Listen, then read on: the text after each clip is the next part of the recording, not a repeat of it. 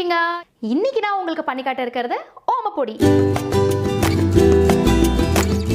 இது ஃபெஸ்டிவ் சீசன்றதுனால நம்ம எல்லாருமே அடிக்கடி ஏதாவது ஒரு ஸ்நாக்ஸ் செய்யறதுக்கு விருப்பப்படுவோம். இன்ஸ்டன்ட்டாவும் செய்யணும், ஈஸியாகவும் செய்யணும். அப்படின்னா இந்த ஓம பொடி உங்களுக்கு தான்.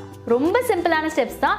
இதுக்கு தேவையான இன்கிரீடியன்ஸ் என்னன்றதை பார்க்கலாம். பட் அதுக்கு முன்னாடி நம்மளோட சேனலை சப்ஸ்கிரைப் பண்ணாம பார்த்துட்டு இருக்கிறவங்க சப்ஸ்கிரைப் பண்ணிட்டு பக்கத்தில் இருக்கக்கூடிய பெல் ஐக்கன்ல ஆல் அப்படிங்கிற ஆப்ஷன் கிளிக் பண்ணீங்கன்னா என்கிட்ட இருந்து வர ஒவ்வொரு வீடியோவும் உங்களை உடனுக்குடனே வந்து சேரும். வாங்க இதுக்கு தேவையான இன்கிரீடியன்ஸ் என்னென்னன்றதை போய் பார்க்கலாம்.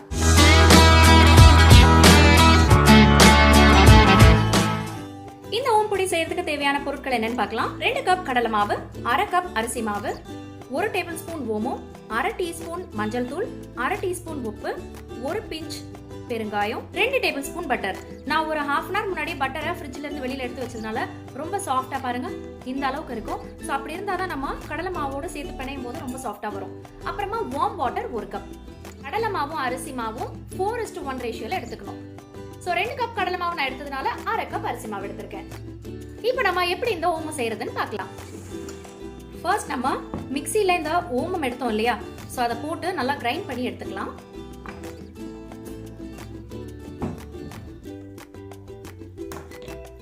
நல்லா கிரைண்ட் பண்ணியாச்சு. ஸோ இதை நம்ம எடுத்து வச்சிருந்தோம் இல்லையா வார்ம் வாட்டர், அது கூட சேர்த்துக்கலாம்.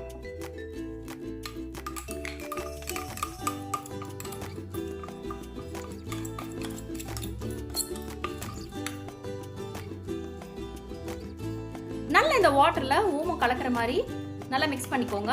இப்போ நம்ம மாவு பிணையிற வரைக்கும் இந்த ஓமம் தண்ணியில ஊறிட்டு இருக்கட்டும். ஒரு பவுல் எடுத்துக்கலாம். பவுல்ல நம்ம எடுத்து வச்சிருந்தோம் இல்லையா கடலை மாவு, அதை போட்டுக்கலாம். அடுத்ததா அரிசி மாவு, அடுத்ததா பெருங்காயம், மஞ்சள் தூள், உப்பு. இப்போ இந்த ட்ரை இன்கிரீடியன்ஸ் எல்லாத்தையும் நம்ம சேர்த்து கலக்கிக்கலாம்.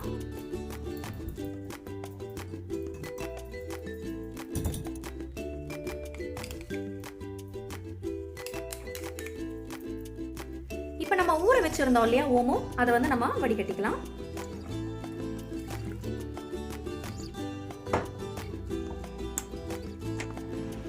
இப்போ இந்த தண்ணியில தான் நம்ம இந்த மாவை பிணைய போறோம். மொத்தமா எல்லா தண்ணியும் தேவைப்படாது. சோ எவ்வளவு தேவையோ கொஞ்சம் கொஞ்சமா விட்டு பிணைச்சுக்கோங்க.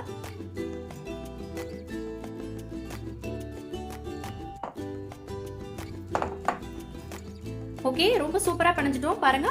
இந்த கன்சிஸ்டன்சில இருக்கணும். ஓகே, நம்மளோட மாவு இப்ப ரெடி ஆயிடுச்சு. இதை நம்ம எப்படி முறுக்கு பிழியறதுக்குள்ள போடலாம்னு நான் சொல்லி தரேன். ஸோ நான் இந்த மாதிரி ஒரு முறுக்கு பிழியறது எடுத்திருக்கேன். ஸோ நீங்க எந்த வெரைட்டி வேணாலும் எடுத்துக்கோங்க. அண்ட் பாத்தீங்களா குட்டி குட்டியா இந்த ஓட்டை இருக்கு இல்லையா, ஸோ இந்த தட்டு எடுத்துட்டு உள்ள போட்டுருங்க. இப்போ இதுல பாதி மாவு எடுத்துக்கிறேன்னா,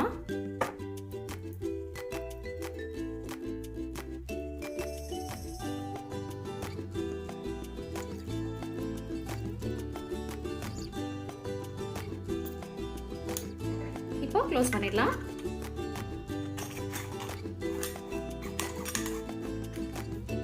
ஸோ இந்த மாதிரி நீங்க சுத்துனீங்கன்னா உங்களுக்கு முறுக்கு வெளியே வரும். ஃபர்ஸ்ட் நம்ம அடுப்பை ஆன் பண்ணிக்கலாம். ஒரு கடாய் வச்சுட்டு அதுல நம்ம டீப் ஃப்ரை பண்றதுக்கு தேவையான அளவுக்கு நிறைய எண்ணெய் ஊற்றிக்கலாம். ஓகே, மீடியம் சூடில் தான் வச்சுருக்கேன். ஸோ மீடியம் சூடில் தான் நம்மளோட ஓம பொடியை வந்து கம்ப்ளீட்டாக வந்து நம்ம பண்ணணும். புளியறது எப்படின்னு பார்த்துடலாம். அவ்வளோதான், ஃபுல்லாக வந்து அந்த கடாய் பூரா ஆக்கியபை பண்ணுற மாதிரி நம்மளால் முடிஞ்ச வரைக்கும் ஃபுல்லாக வந்து பிழிஞ்சு விட்டுறணும். வேஸ்ட் பண்ணக்கூடாது ஒரு இடத்தையும்.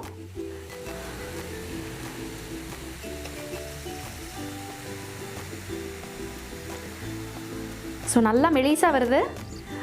அவ்வளோதான், ஃபுல் இடமும் ஆக்கியபை பண்ணோன்னா லைட்டாக நம்ம ஒரு விரலை வச்சு அதை கட் பண்ணி விட்டுக்கணும். வீட்டில் கடலை மாவு இருக்குன்னா நம்மளுக்கு முதல்ல யோசனை வர வேண்டிய ஒரு பொருள் என்னன்னு பார்த்தா ஓம பொடி தான். ஏன்னா நம்ம வீட்டில் இருக்கக்கூடிய 1-2 விஷயத்தை வச்சு டக்குன்னு இதை செஞ்சிடலாம்.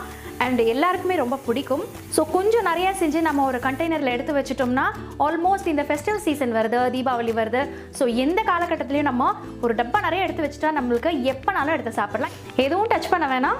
ஒரே ஒரு தடவை நடுவில் நம்ம திருப்பி விட்டால் போதும். ஒரு 2 மினிட்ஸ் டைம். ஸோ 2 மினிட்ஸ் நல்லா சிம் ஃப்ளேமில் ஒரு சைடு ஆனவுடனே இன்னொரு பக்கம் மெதுவாக நம்ம திருப்பி விடலாம். அவ்வளோதான். இன்னொரு பக்கமும் ஒரு 2 மினிட்ஸ் ஆனவுடனே நம்மளோட ஓம் பொடி ரெடி ஆகிடும். அவ்வளோதான், நம்மளோட ஓம் பொடி ரெடி ஆயிடுச்சு. எடுத்துடலாம்.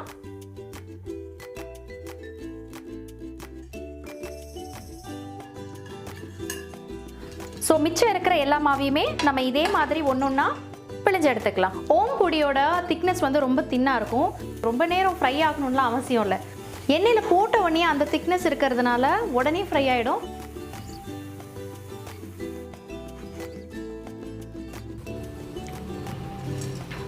எல்லா மாவையும் நம்ம இப்போ எண்ணெயில் போட்டு பிழிஞ்சு எடுத்துட்டாச்சு.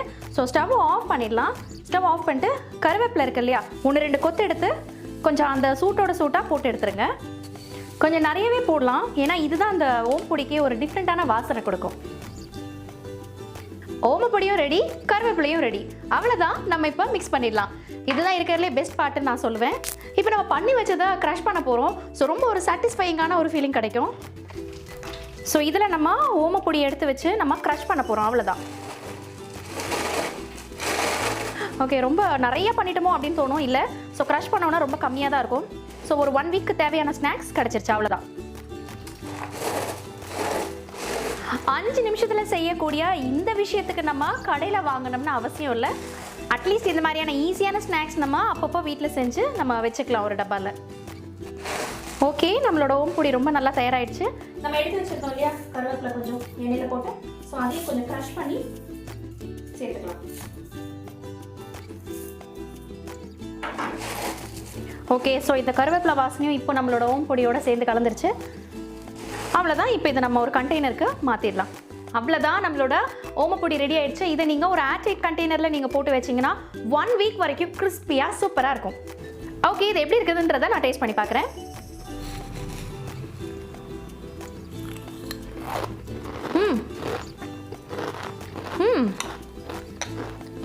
ஃபென்டாஸ்டிக். ஒரு சொட்டு கூட எண்ணெய் ஓட்டல, ஏன்னா நம்ம மாவு அவ்வளோ பக்குவமாக பிணைஞ்சிருக்கோம். ஸோ இதே மாதிரி இதே ரெசிபியை நீங்கள் ஃபாலோ பண்ணிங்கன்னா இதே மாதிரி கிறிஸ்பியான ஓமப்பொடி உங்களுக்கும் கண்டிப்பாக வரும். ஸோ நீங்களும் இந்த ஓமப்பொடி ரெசிபியை மறக்காமல் உங்களோட வீட்டில் ட்ரை பண்ணி பார்த்துட்டு எவ்வளோ சூப்பராக வந்திருக்குதுன்றதை நம்மளோட கமெண்ட் செக்ஷனில் மறக்காமல் தெரிவிங்க. ஸோ இந்த வீடியோ பிடிச்சிருந்தா எனக்கு ஒரு லைக் பண்ணுங்கள், கமெண்ட் பண்ணுங்கள், மறக்காமல் நிறைய பேருக்கு ஷேர் பண்ணுங்கள். அண்ட் இது வரைக்கும் சப்ஸ்கிரைப் பண்ணாமல் பார்த்துட்டு இருக்கிறவங்க இந்த மாதிரி டிஃப்ரெண்டான ரெசிபிஸ் வேணும்னு நினச்சிங்கன்னா சப்ஸ்கிரைப் பண்ணிட்டு பக்கத்தில் இருக்கக்கூடிய பெல் ஐக்கனில் ஆல் அப்படிங்கிற ஆப்ஷன் கிளிக் பண்ணிங்கன்னா என்கிட்ட இருந்து வர ஒவ்வொரு வீடியோவும் உங்களை உடனுக்குடனே வந்து சேரும். இதே மாதிரி வேற ஒரு வீடியோவில் உங்களை சந்திக்கிறேன். Take care, bye bye.